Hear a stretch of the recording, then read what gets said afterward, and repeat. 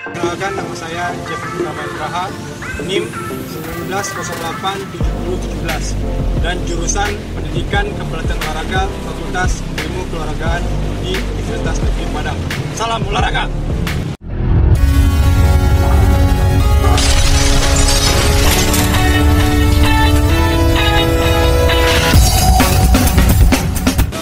Pada kesempatan ini saya akan memberitahukan bagaimana teknik passing bawah yang baik dan benar.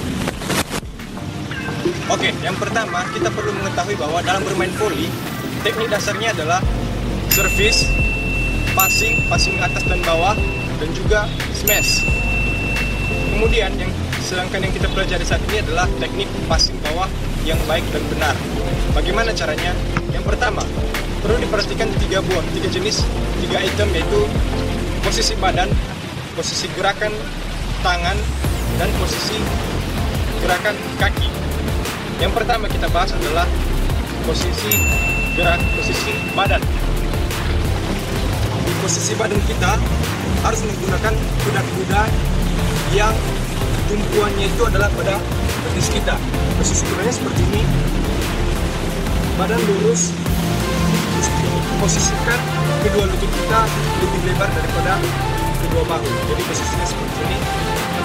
Jadi kalau misalkan kita melakukan passing bawah seperti ini, tidak boleh di saat sedang berdiri menggunakan teknik passing bawah, atau di saat sedang jongkok. Ini juga adalah posisi yang salah, tapi yang benarnya adalah seperti ini. Nah, ini adalah posisi kuda-kudanya yang baik dan benar pada teknik passing bawah pada permainan bola voli.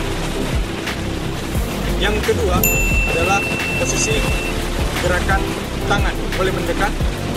Posisi gerakan tangannya itu adalah seperti ini.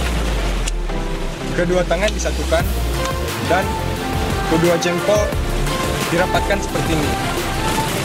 Ini mana yang nyaman saja, boleh seperti ini, tangan kanan ada di atas ataupun tangan kiri yang ada di atas. Ini bergantung pada pemain itu sendiri, mana yang lebih enak.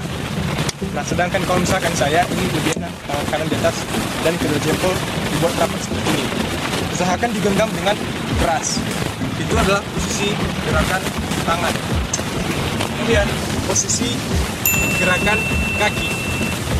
Yang pertama dan yang kedua sudah kita pelajari. Yang pertama adalah posisi kuda-kuda atau posisi badan kita, yaitu kuda-kuda dengan kekuatan bertumpu pada betis dan kedua lutut lebih lebar daripada bahu. Yang kedua adalah posisi tangan.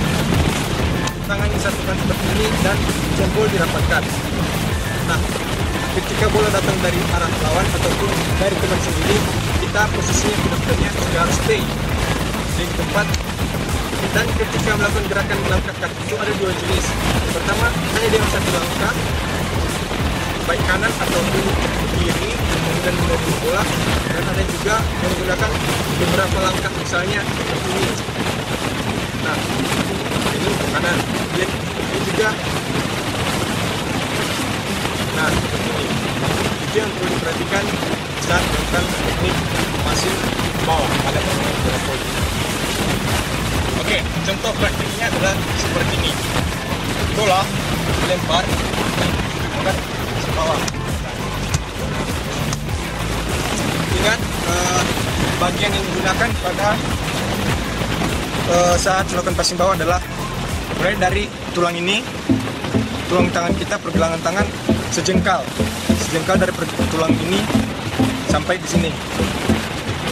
Dan ingat, di saat melakukan passing bawah itu tangan kita ini harus tetap lurus, jangan membengkok seperti ini.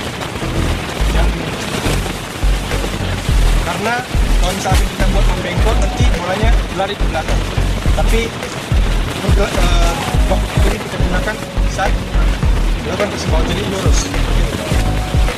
Dan ketika melakukan passing bawah perorangan, bolanya ini harus melampaui sejengkal dari batas kepala atau di atas kepala. Jangan seperti ini.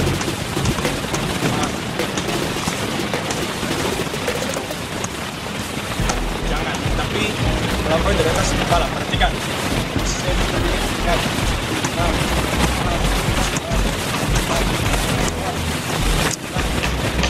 Itu passing bawah ketika perorangan.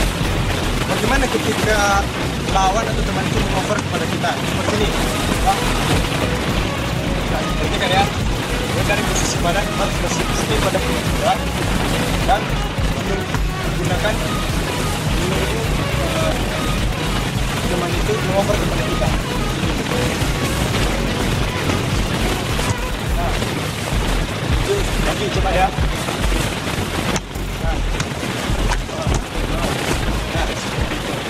Baik, kali ini saya akan membagikan tips bagaimana cara melakukan passing bawah yang benar itu. Tipsnya ada 3. Yang pertama, posisi badan kita harus selalu menghadap center. Center itu bentuknya seperti ini. Ketika kalau bola datang itu, maka kalau misalkan tujuan kita ingin melemparnya, mengarahkannya ke sebelah kanan, maka posisi badan kita harus seperti ini. Nah, harus posisinya seperti ini untuk menerima bola. Jangan kalau misalkan bolanya datang dari kanan dan kita mau oper ke kanan, posisi badan kita seperti ini. Nah, ini salah. Ini tidak baik. Maka nanti bisa saja bolanya akan lari yang sesuai dengan tujuan dari target yang kita tujukan. Tips yang kedua adalah posisi badan harus selalu siap pada kuda-kuda. Jadi kalau misalkan bolanya sudah mau datang, posisi badan kita itu harus sudah selalu siap pada kuda-kuda. Jadi ketika bola nanti datang, kita melakukan gerakan 1 langkah atau gerakan 2 langkah, misalnya seperti itu. Nah, jadi jangan posisinya berdiri saja atau jongkok menerima atau menunggu bola, tapi selalu siap pada posisi kuda-kuda. Tips yang ketiga adalah jangan posisikan tangan dahulu dalam keadaan apapun. Jangan langsung menggunakan tangan yang disatukan dulu. Jadi tunggu bola datang baru kita mengepal tangan. Jangan dalam posisi ini kita sudah menggunakan tangan baru maju ke depan. Jadi tips ya yang ketiga. Itu saja, terima kasih. Salam olahraga.